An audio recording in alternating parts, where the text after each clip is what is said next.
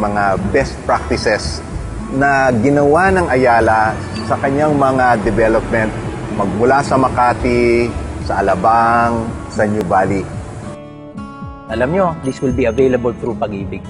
On top of that, gagawin din naming available to, hindi lang locally, even internationally. Kung OFW kayo, dadali namin to kung saan kayo nagtatrabaho.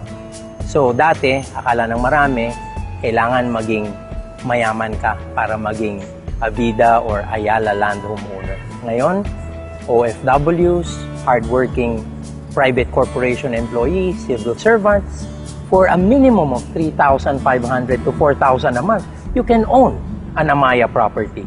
Pero hindi kami hihinto doon. We're talking to banks, we're talking to a lot of financial institutions. We want to make it available not just at a cost that's right, but in a financing scheme that fits your budget. When we started the design,